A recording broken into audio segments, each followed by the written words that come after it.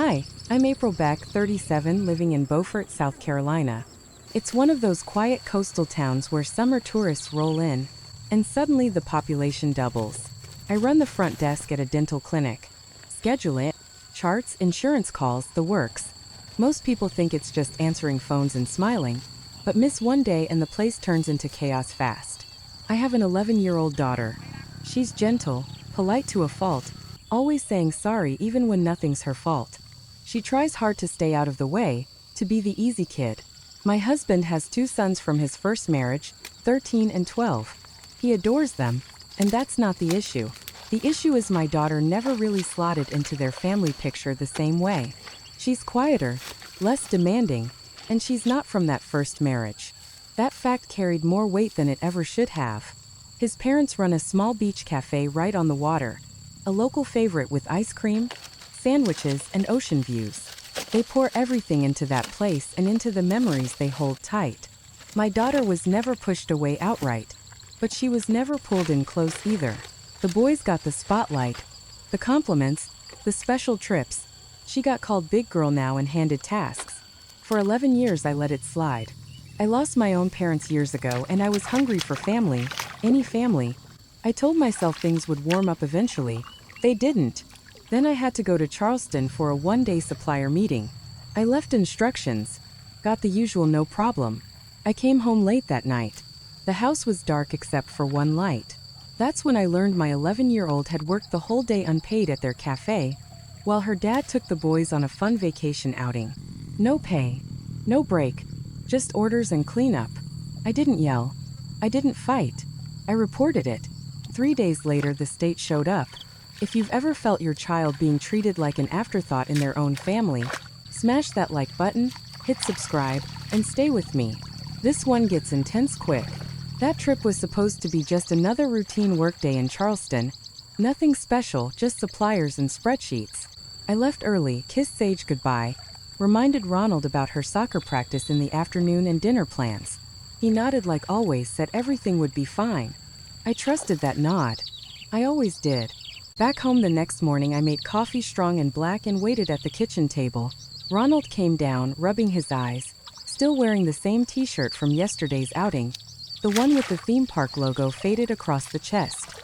He poured himself a cup without looking at me. I waited until he sat down. I kept my voice level. Ronald, what happened yesterday while I was gone? He paused, mug halfway to his mouth. What do you mean? Sage told me she spent the whole day at your parents' cafe, working, unpaid, carrying boxes, cleaning up spills, mopping floors after customers made messes, all while you took Joshua and Joseph to Charleston for the day. He set the mug down slowly. Mom said they needed help because it was packed with tourists. Sage is old enough now. I figured it was just light stuff, passing out napkins or something. I didn't know it was all that. You didn't ask? You didn't check? He rubbed the back of his neck. I was busy with the boys. They were excited about the show. Sage gets carsick on long drives anyway. I thought she'd be happier staying close to home. I leaned forward, happier scrubbing sticky floors and hauling 30-pound tubs of ice cream while the boys rode rides and ate cotton candy. Ronald exhaled hard. It's not like that. Mom and Dad were teaching her responsibility. Family business means everyone chips in. No one gets special treatment. That's not special treatment. That's using her like free labor while the others get a vacation. He looked away. I didn't see it that way. Mom said Sage volunteered. Volunteered? She's 11. She doesn't volunteer for heavy lifting in a busy cafe. She does what adults tell her because she's polite and doesn't want to disappoint anyone. Ronald stood up, paced to the window. Look, I'll talk to them. It won't happen again. I promise. I stood too. You've said that before. When she came home from Sunday dinner without a gift because they forgot hers, but Joshua and Joseph each got new caps. When Marie baked cookies with the boys and sent Sage to set the table alone. When family photos always had her scooted to the edge so the boys were center. You promised then too. Nothing changed. He turned back. It's not the same. Those were small things. This was one day, one busy day. I rubbed my temples. One day where my daughter was exhausted, arms sore and ashamed to admit it bothered her. One day where her dad chose a fun trip for his other kids and left her behind to work. Do you even see how that looks? He swallowed. I love Sage. I do. Then act like it. Pick activities all 3 kids can do. Or at least don't leave her as the default helper. Silence stretched between us. Ronald finally sat back down. What do you want me to do? Call them right now? Tell them off? I shook my head. I've waited 11 years for you to stand up. You never have. You smooth things over. You disappear when it's hard. This time I'm not waiting for another talk that leads nowhere. I picked up my phone from the table. I'm calling the Department of Labor this afternoon. Ronald's eyes widened. You're serious? You can't just report your own family over one misunderstanding. It's not a misunderstanding. It's illegal. She's under 12. No permit. No pay. Heavy work. Unsanitary cleanup. There's proof if I need it. He reached for my wrist. April, wait. Think about what this will do to them. The cafe is their life. Fines could ruin them.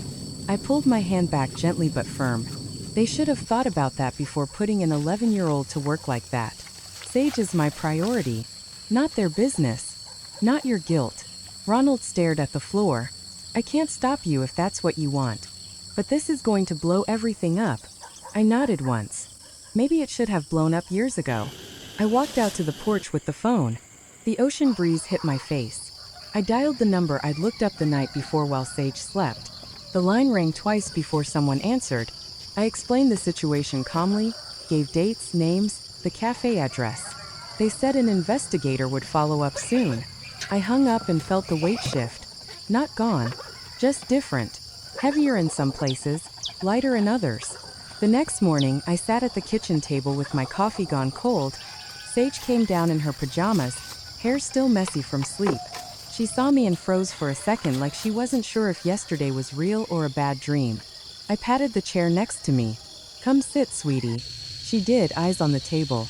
I took her hand. Yesterday was hard, huh? She nodded slowly. Yeah, it was a lot of people. Grandma kept saying faster, faster. I tried. I really tried. I rubbed her thumb with mine. You did great. But you weren't supposed to do any of that. Not carrying heavy stuff. Not cleaning up after spills all day. That's not what kids do. She looked up. But Grandpa said family helps family, and if I didn't, I'd be lazy. I felt my jaw tighten. No one gets to call you lazy for not wanting to work like an adult. You're 11. You get to be a kid. Sage bit her lip. There was this big group. They ordered a ton of sundaes. Someone knocked over a whole tray. Ice cream everywhere. Grandma handed me the mop and said, be brave. Clean it up quick. It was sticky and cold on my arms. I didn't want to cry in front of everyone. So I just kept going. I pulled her closer. You shouldn't have to be brave about that. That's not bravery. That's unfair, she whispered. Dad said it was okay. That I shouldn't complain. I closed my eyes for a second. Your dad was wrong. He should have been there. Not at a show with the boys. Sage shrugged, like it didn't matter. But it did. It mattered a lot. I stood up. Let's get breakfast. Pancakes. The big ones with extra syrup. Just us. She managed a small smile. Okay. We ate in quiet for a while. I watched her pick at the edges. Still tired. After plates were cleared, I said I have to run an errand. Won't be long. She nodded. Can I come? Not this time, sweetie. Stay here, watch cartoons. I'll bring ice cream home.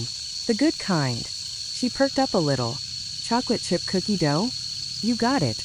I grabbed my keys and drove straight to Sierra's place. She's my closest friend, works in the same medical building, knows everything about my marriage without me having to explain much. She opened the door in sweats. You look like you haven't slept. I didn't. Come in. I told her everything. The cafe, the unpaid work, the vacation with the boys, Sage's story. Sierra's face hardened. That's not right. That's straight up wrong. I need the footage. From the cafe cameras?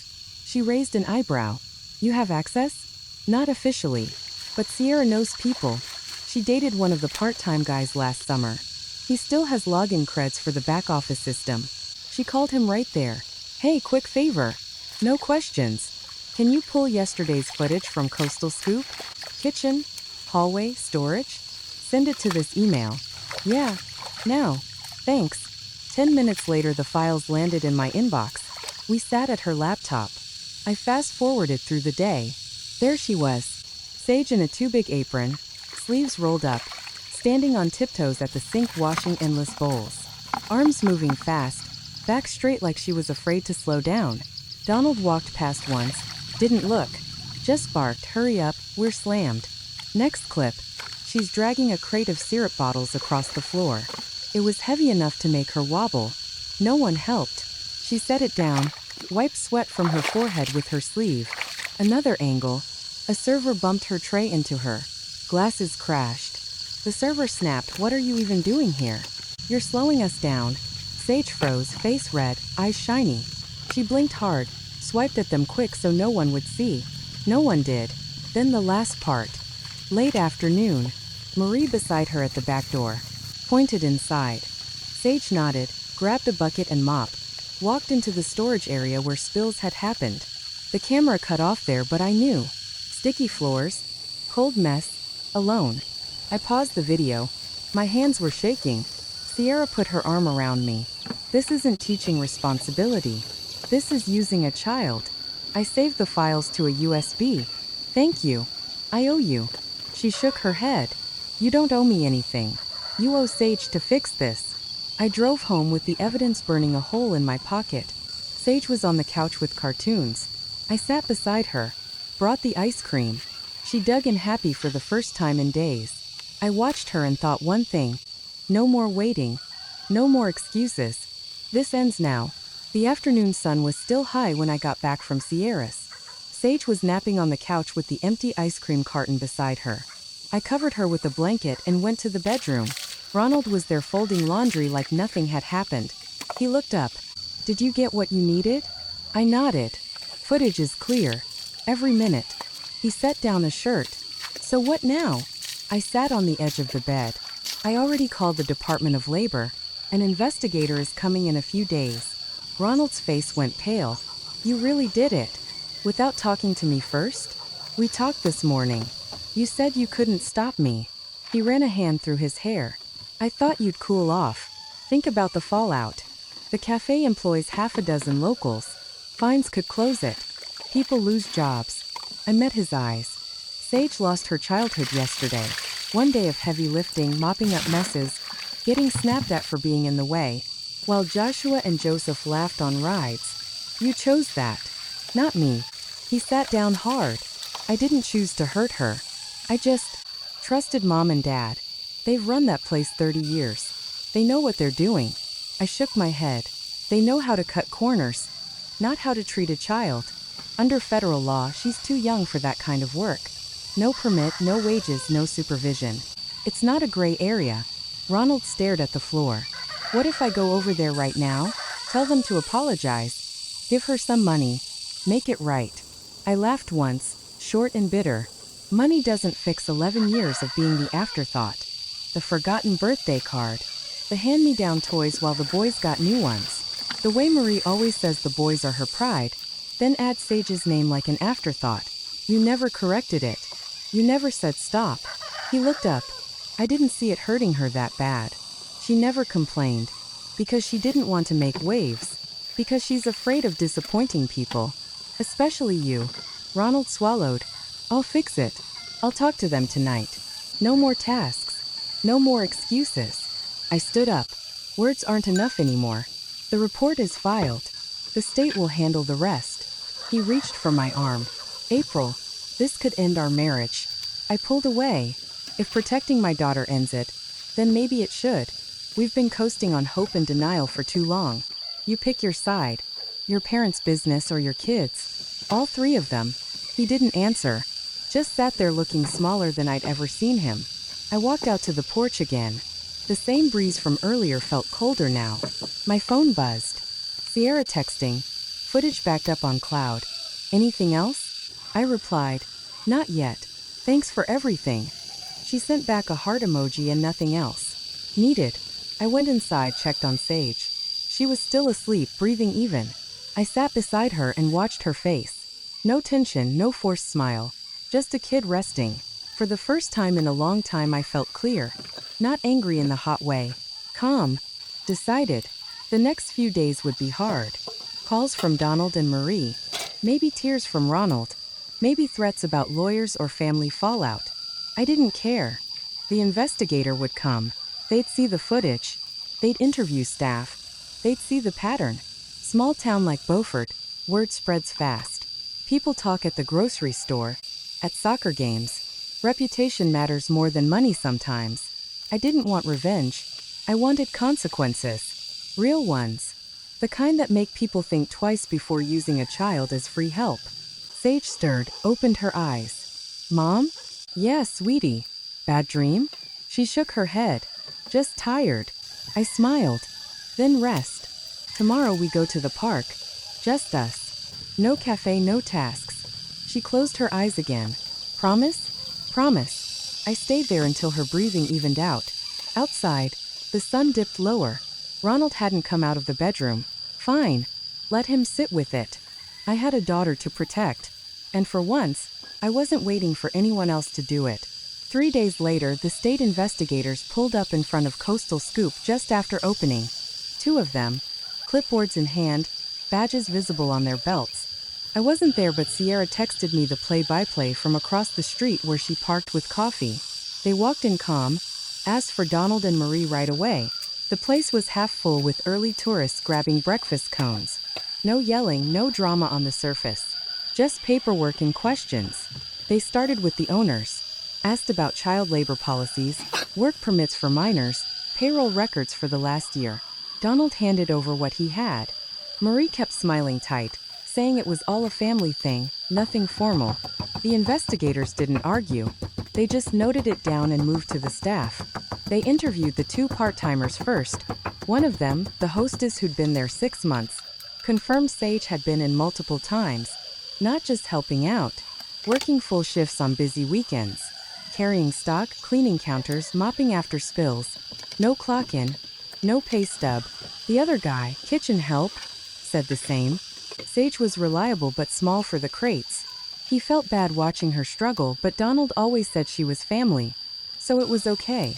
The investigators pulled the footage next. They had their own copy request, but Sierra's backup matched what they saw. Hours of Sage moving fast. No breaks longer than 5 minutes. No adult supervision during heavy tasks. One clip showed her lifting a box of waffle cones over her head while Marie watched from the register. Another had her alone in the storage room scrubbing sticky residue off the floor after a big group left. The investigators asked Marie point-blank if she directed Sage to clean that area. Marie said yes, but it was just quick cleanup. Nothing dangerous. They didn't react much. Just kept writing. By midday, word had started spreading. A server posted in the local Facebook group something vague about inspectors at the cafe, asking if anyone knew what was up. Replies came fast. People who'd seen Sage there before connected dots. Texts flew around town. By evening, the story had legs. Someone messaged me anonymously, heard about the cafe. Hope Sage is okay. That kind of thing shouldn't happen to kids. I didn't reply. Didn't need to. The investigators wrapped up around 4. They told Donald and Marie they'd review everything and follow up with the report. No immediate closure, but the tone made it clear this wasn't going away. Donald called Ronald that night. I heard the conversation from the hallway. Donald's voice loud through the speaker. This is ridiculous. Your wife overreacted. We were just involving the girl in family work. Ronald tried to calm him. Dad, it's the law. Under 12, no heavy labor without permit. Donald scoffed. Law? This is Beaufort. Everyone helps out. Your wife wants to destroy us over one busy day? Ronald went quiet. Marie got on the line next. We never meant harm. Sage agreed to help. She's a good girl. Tell April to drop it before it ruins everything. Ronald said he'd talk to me. He hung up and found me in the living room. They want me to convince you to withdraw the complaint. I looked at him. And? He hid. I told them I'd try. But I know you won't. I shook my head. No. It's not about me. It's about every kid who gets put in that position because adults think family means free labor. The state will decide what's next. Not us. Ronald sat down across from me. The boys are asking why Grandpa sounded mad on the phone. I told them it was business stuff. They don't need to know details yet. Sage overheard from the stairs. She came down slow. Is it because of me? I pulled her onto my lap. Not because of you. Because of what happened to you. And it shouldn't have. She nodded against my shoulder. Will they be mad forever? Maybe. But that's their choice. Not ours. We don't have to carry that. She stayed quiet a minute. Can we still go to the park tomorrow? Yes. And the day after. And whenever you want. No more cafe unless you choose ice cream as a customer. She smiled small. With sprinkles? Extra. Ronald watched us without speaking. For the first time, he didn't try to fix it with words. He just sat there. The house felt different that night. Not peaceful exactly, but clear. Like the fog had lifted and we could finally see the path ahead, even if it was rocky. The following week, the fines started arriving in the mail. First came the notice from the Department of Labor, $30,000 for violations of the Fair Labor Standards Act. No child labor permit for anyone under 12. Unpaid hours. Hazardous tasks without proper safeguards. The letter listed every clip from the footage, every staff statement, every missed break. Donald and Marie had 7 days to respond or pay. They didn't respond. They lawyered up instead. Ronald got the call from their attorney the same afternoon, a recorded message left on voicemail because he wouldn't pick up. The lawyer claimed the complaint was filed in bad faith, that Sage had volunteered willingly, that family members helping in a small business wasn't the same as formal employment. They wanted the report withdrawn and damages for emotional distress and business interruption. Ronald played it for me in the kitchen while Sage was at school. I listened without expression. When it ended, I said, "That's their play. Let them try." He rubbed his face. "This is escalating." Their lawyer mentioned countersuing for defamation if word keeps spreading. I folded my arms. Defamation requires lies. Everything in the report is documented. Footage, witnesses, dates. They can sue if they want. It'll just cost more money they don't have. Ronald looked tired. The cafe's already hurting. Suppliers called this morning. 2 major ones paused deliveries until the investigation clears. Tourists are asking questions. Reviews online started dropping. One said something about child labor rumors. People read that and stay away. I nodded. Small town. Reputation travels faster than the tide. He sat down. I went to see them yesterday. Donald was pacing the empty dining area. Marie was crying in the back. They blame you completely. Said you hate them. That you're destroying the family legacy over nothing. I didn't go there to argue. I told them the truth. Sage is safe now. That's all that matters. Ronald exhaled.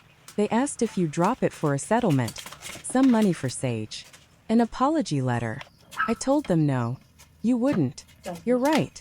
Money and words don't erase what happened. They need to face the consequences, not bargain their way out. The next day, another letter came. Temporary suspension of their food service permit pending full compliance review. They had to close for at least 2 weeks while inspectors rechecked sanitation, equipment, and records. The cafe went dark. Sign flipped to closed. Windows papered over. Locals noticed immediately. Photos started circulating in group chats. Someone joked about the ice cream place getting iced out. Others weren't laughing. A few parents messaged me privately. "Thank you for speaking up. My kid worked there summers. Never thought about the rules." The pressure built. Donald tried one last call to Ronald. Pleaded. "We're family. Don't let her ruin us." Ronald put it on speaker this time so I could hear. "Dad, it's not her ruining anything. It's the choices you made. You put a child to work without thinking twice. Now deal with it." Donald hung up angry. Marie texted Ronald later. A long message about how hard they worked to build the cafe. How Rebecca would never have done this. How April was always too sensitive. Ronald deleted it without replying. He came to me that night. "The boys are asking why we can't go to Grandpa's cafe anymore." I told them it's closed for repairs. They don't need the full story yet. Sage knows though. She asked if it's her fault. I told her no. It's theirs. For not protecting her. Ronald looked at me.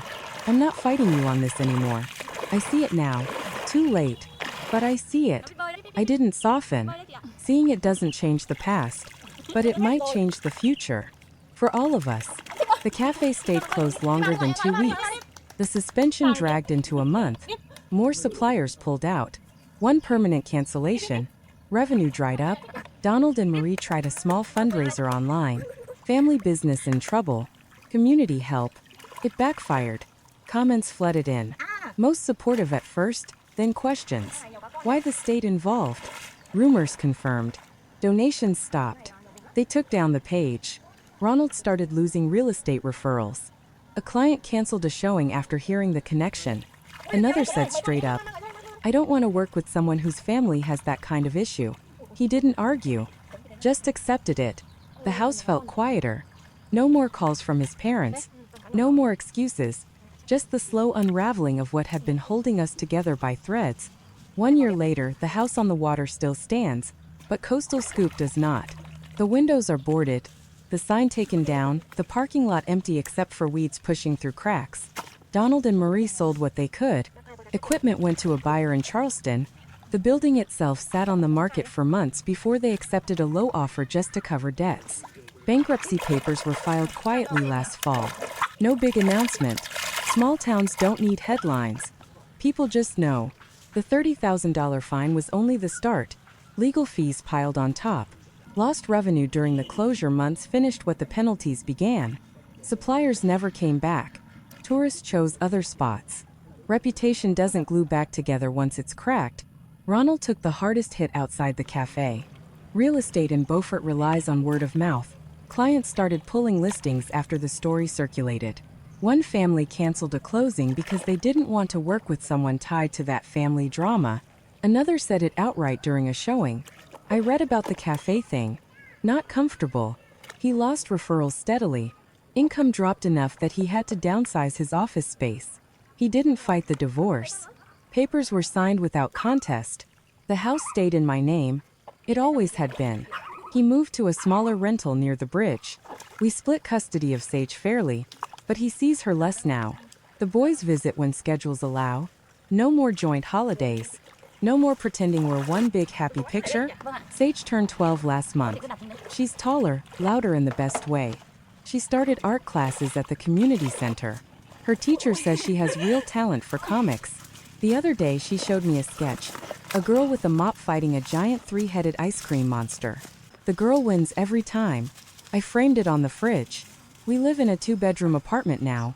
Bright windows, yellow walls, a tiny balcony overlooking the marsh. The fridge hums at night. Sage laughs more. She doesn't apologize for existing anymore. We go to the park whenever we want. We eat pancakes on weekends. We talk about everything without filters. I don't regret reporting it. Not for a second. The state did its job. They enforced the law without emotion or favoritism. That's how it should be. Children aren't free labor, even in family businesses. Even when adults say it's just helping. Even when tradition says everyone chips in. The rules exist because kids can't protect themselves. Adults have to do it for them. Donald and Marie don't speak to me. They send cards for Sage's birthday through Ronald. Short notes. No apology. No acknowledgement. I don't push for one. Forgiveness isn't owed. It's earned. They chose silence over change. That's their consequence.